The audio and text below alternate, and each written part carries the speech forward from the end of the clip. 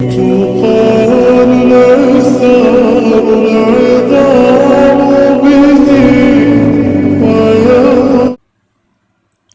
اوقات یوں ہوتا ہے کہ کچھ کھانے کو جی چاہتا ہے اور وہ چیز کسی نہ کسی ذریعے سے ہم تک پہنچ جاتی ہے۔ بعض اوقات وہ دعائیں ہمارے سامنے آ کھڑی ہوتی ہے جو ہم نے کبھی زبان سے مانگی ہی نہیں ہوتی۔ بعض اوقات مدد ان راستوں سے آ جاتی ہے جہاں سے ہمیں گما بھی نہیں ہوتا۔ بعض اوقات ہمیں یوں لگتا ہے جیسے اب ہار ہی مقدر ہے، لیکن پھر اچانک میدان کی ہوا بدلتی ہے اور فتح سے ہمیں ہمکنار کر دیا جاتا ہے۔ بعض اوقات وہ ہماری التجائیں یوں قبول کرتا ہے کہ جو چاہیے ہوتا ہے اس سے ہمیں دور کر دیتا ہے، لیکن جن چیزوں کی چاہ ہم کرتے ہیں وہ ہمیشہ اچھی نہیں ہوتی۔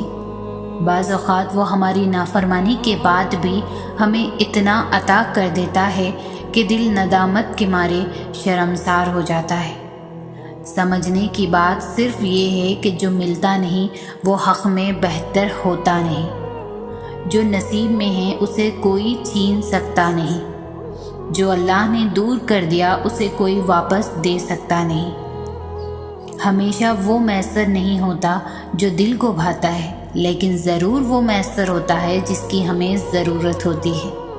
مصلحتیں ہماری سوچ سے بہت مختلف ہوتی ہے۔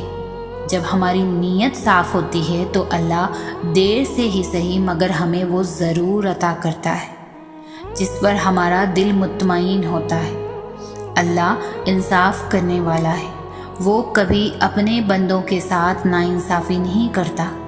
وہ معاف کرنے والا ہے، معاف کرنے والوں کو معاف کر دیتا ہے، یقین رکھنے والوں کے لیے معجزے کرتا ہے، محبت کرنے والوں کو اپنی محبت سے نوازتا ہے۔ سب سے بڑھ کر یہ کہ وہ کسی کو بھی خالی ہاتھ نہیں لوٹاتا، انہیں بھی جو اس کو مانتے نہیں۔ جس نے آسمان اور زمین جو کچھ ان میں ہے 6 دن میں بنا دیا پھر عرش پر قائم ہوا، وہ رحمان ہے، بس اس کی شان کسی خبردار سے پوچھو۔ جو کام تمہارے لیے 1000 سالوں کی بات ہے وہ اللہ کے نزدیک صرف ایک حکم کا قصہ ہے، تو پھر صبر رکھو اور انتظار کرو۔ جو مل گیا اس پر مطمئن رہو، اور جو اب تک نہیں مل سکا اس کے لیے دعا کرتے رہو، وہ سنے گا، ضرور سنے گا۔ اگر راستہ وہاں سے نہیں بن سکا جہاں سے تم نے سوچ رکھا تھا تو اس کا مطلب یہ تو نہیں کہ اب تم کبھی منزل تک نہیں پہنچ سکو گے۔ تم اپنی محدود سوچ میں رہ کر سوچتے ہو، مگر وہ ذات تو لامحدود ہے، اس کے معجزوں کی تو کوئی حد نہیں۔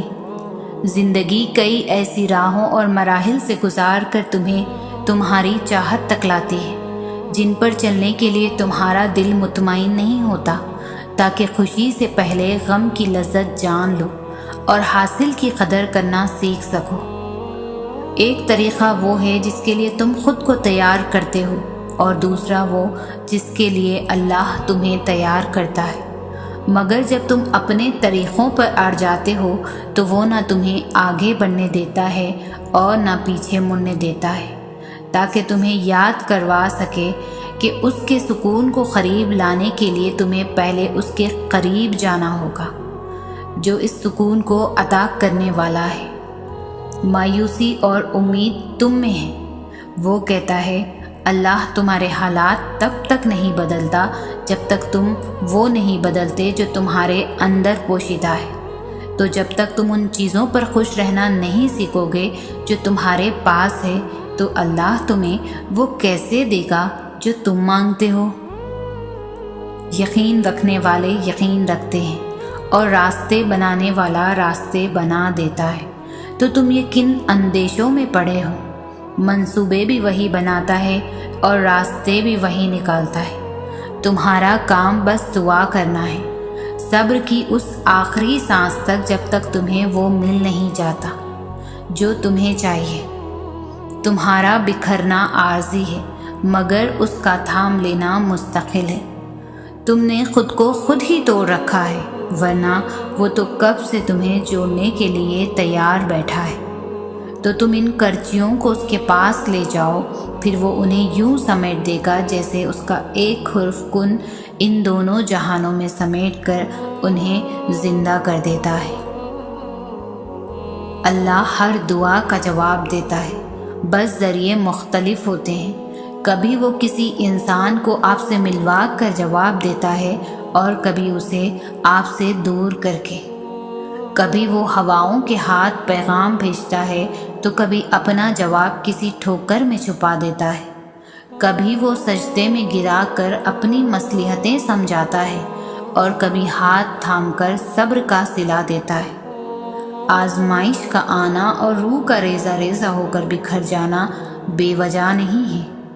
کبھی تکلیف میں ہو تو اللہ کو محسوس کرنا، پھر اس کی موجودگی بھی دکھائی دے گی اور اس کی سرگوشی بھی سنائی دے گی۔ تڑپ دل میں وہ تب ہی اتارتا ہے جب وہ تمہیں یاد کرتا ہے، پھر تب وہ چاہتا ہے تم اس سے بات کرو، اسے اپنی کیفیات سناؤ، اپنی ساری پریشانیاں اس کی دہلیز پر چھوڑ آؤ، ہر فیصلہ اس کے سپرد کر آؤ، تاکہ بس تم اور اللہ رہ جائے۔ پھر سے مسکراؤ اور سب بھول جاؤ۔ مٹھاس تو پھر بس اسی کے ذکر میں ہے، اور سکون کے لیے تو اس کا نام ہی کافی ہے۔ تم تنہا نہیں ہو، تمہارے ساتھ اللہ ہے، اور جس کے ساتھ وہ ہو اس کے ساتھ تو کائنات کی رونقیں چلتی ہیں۔ کچھ حقیقتوں کا علم ہمیں ہمیشہ سے ہوتا ہے، لیکن دل انہیں ماننے پر راضی نہیں ہوتا، اور اگر راضی بھی ہو جائے تب بھی دل کے کسی نہ کسی کونے میں یہی امید چھپی رہتی ہے کہ کیا پتہ ایسا نہ ہو، کیا پتہ یہ حقیقت بدل جائے، کیا پتہ یہ جھوٹ ہو۔ ہماری یہی حرکت ہمیں نہ جانے کتنی دیر تک بے سکون رکھتی ہے۔ زخم تبھی بھرتے ہیں جب ہم آزمائش کو تسلیم کر لیتے ہیں، اور آگے بڑھنے کی ہمت تب ہی آتی ہے جب ہم حقیقت کو مان لیتے ہیں اور اللہ کی رضا کو قبول کر لیتے ہیں، اس یقین کے ساتھ کہ اسی میں ہماری بہتری ہے، یہی ہمارے لیے بہترین تھا۔ آسان کچھ بھی نہیں ہوتا، ہر چیز مشکل ہوتی ہے، لیکن روز روز کے رونے سے بہتر ہے کہ ایک ہی دفعہ جی بھر کر رو لیا جائے اور خدا کی مصلحت پر آمین کہہ دیا جائے، کیونکہ اس کے سوا کوئی چارہ بھی تو نہیں ہوتا، ورنہ انسان عمر بھر تڑپتا رہتا ہے اور شکوہ خدا سے کرتا رہتا ہے، یوں اپنے اوپر بھی ظلم کرتا ہے اور خدا کے انتخابات کی بھی توہین کرتا ہے۔ کبھی اللہ کے فیصلوں پر سوال مت اٹھاؤ کہ یہ کیوں کیا، وہ کیوں کیا، میں ہی کیوں، میرے ساتھ ہی ایسا کیوں۔ کبھی اس کی حکمتوں کو شک کی نگاہ سے نہ دیکھو، کیونکہ اس کی حکمتیں تمہاری سوچ سے کہیں زیادہ وسیع ہیں اور تمہارے انتخابات سے کہیں زیادہ بہتر بھی ہے۔